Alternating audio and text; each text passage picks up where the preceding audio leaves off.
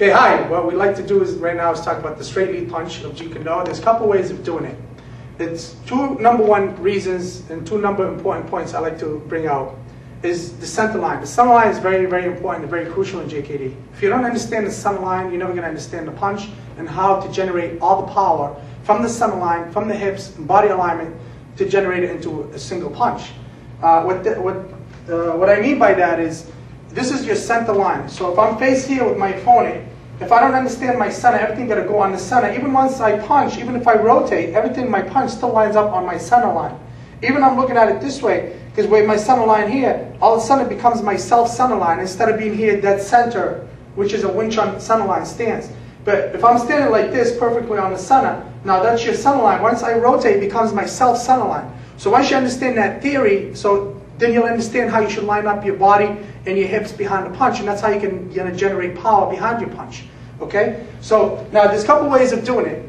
I'm going to throw it right on the perfect center line. I'm going to straight in right on my center line. Okay? Without rotating my hips, without doing any body mechanics behind it. So strictly coming from the actual elbow. So when I punch straight, the punch is going to go straight up and back and forth on the straight line, which is called the immovable elbow moving line. The punch goes up and back on the same track. See, the elbow moves, but the line never moves. So it goes back and forth on a straight line or on my center line. So it goes up, back and forth. Okay, so when I punch here, I'm going to go straight, punch, and I'm going to go back here. Okay, the punch goes back and forth, back and forth. Okay, many people might call it a Jeet Kune Do punch. Some people might call it the straight lead punch. Some people might call it the right lead punch, or some might even call it a Wing Chun punch. I just call it a Jeet Kune Do punch. The reason I call it a Jeet Kune Do punch because I kind of tweak it a little bit. I kind of change it a little bit. I don't make it so rigid and so straight on the straight line because this is too rigid here for me. What happens is I'm not using a lot of body mechanics behind it. What that means is I'm punching here, I'm using a lot of power here from just my shoulders, but I'm not putting a lot of hip behind it.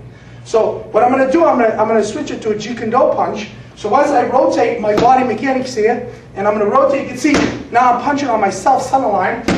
Okay? Give me some power. Okay?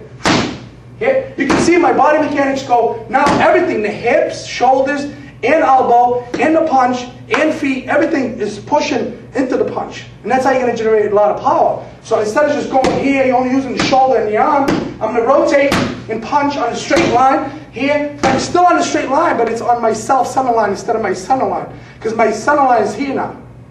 My self-center line is here.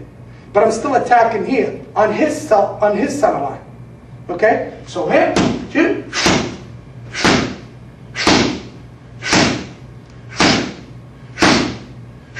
You can see I'm going to punch and up and back, up and back, up and back.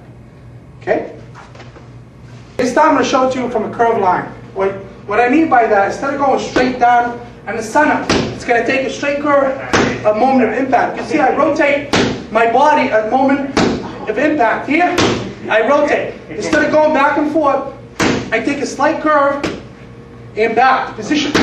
Here, I take a slight curve and come back instead of going straight back and forth on the straight line. Okay? 1, 2, 3, 4, 5, 6. Okay? Okay, now you're going to see how the other one goes straight up. And this one goes, take slight curve. You can see, instead of going up and back, I'm going to punch and take a slight curve here. Take a slight curve here. Okay? And this is, you can see all my body mechanics right behind it. Okay? And this one goes straight, straight. Okay?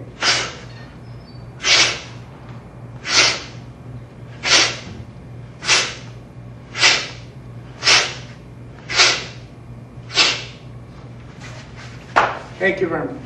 So you punch straight up, straight up, and back. Or you could just punch straight.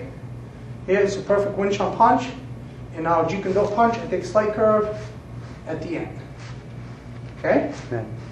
Back. Okay, speed.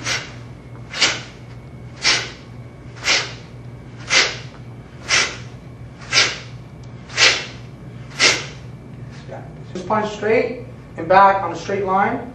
Okay, you're going to go straight and back, straight and back. Now we're going to do take a slight curve. Now this one, it requires mechanics. So I'm going to turn and rotate my body, take a slight curve, and come back. So, or I can just go straight back and come back here. But what happened when I curve my power here, I come back to position. So everything generates and I hit. What happened, it makes the target twist. So I go here, I twist the target and come back. So it knocks somebody's jaw right out of the socket.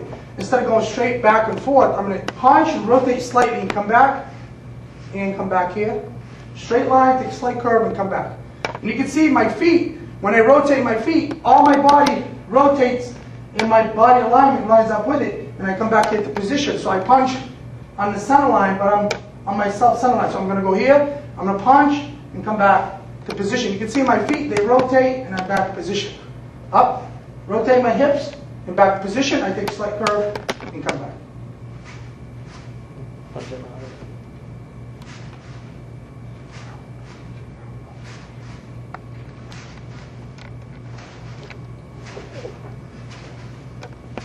Okay, let's try it.